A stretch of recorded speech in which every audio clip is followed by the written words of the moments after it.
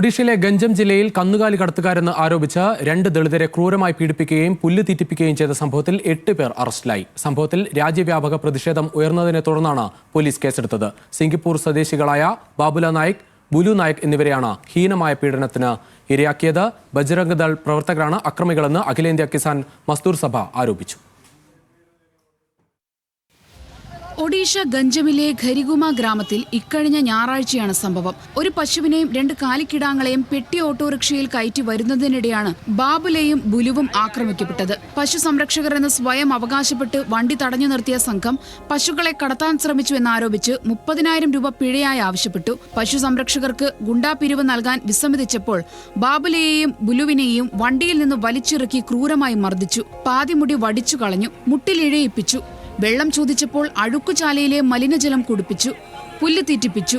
ഇതെല്ലാം പശു സംരക്ഷക ഗുണ്ടകൾ തന്നെ മൊബൈൽ ക്യാമറയിൽ ചിത്രീകരിക്കുകയും ചെയ്തു. ബാബുല നായികിന്റെ മകളുടെ വിവാഹ സമയത്ത് മരുമകന് ഒരു പശുവിനെയും 2 കിടാങ്ങളെയും വാഗ്ദാനം ചെയ്തിരുന്നു.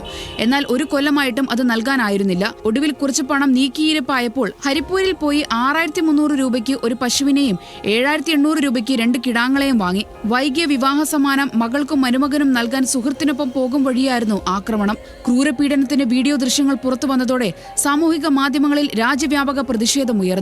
ബജ്രംഗ് ദൾ പ്രവർത്തകരായ പശു സംരക്ഷക ഗുണ്ടകളാണ് കൊടും ക്രൂരത ചെയ്തതെന്ന് ഗഞ്ചം ജില്ലാ ദളിത് മഹാസംഘത്തിന്റെ കൺവീനറും അഖിലേന്ത്യാ കിസാൻ മസ്ദൂർ സഭയുടെ ദേശീയ സെക്രട്ടറിയുമായ സംഗ്രാം നായക് പറഞ്ഞു.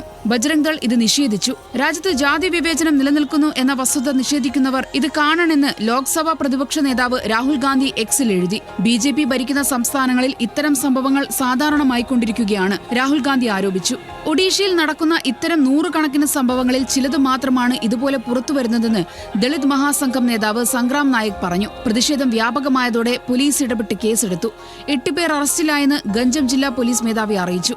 ദളിത് പീഡന നിരോധന നിയമപ്രകാരം കേസെടുത്തിട്ടുണ്ടെന്നും സംഭവത്തിൽ ഉൾപ്പെട്ട കൂടുതൽ പ്രതികളെ പോലീസ് തിരയുകയാണെന്നും ഗഞ്ചം SP പറഞ്ഞു. News desk, news Malayalam.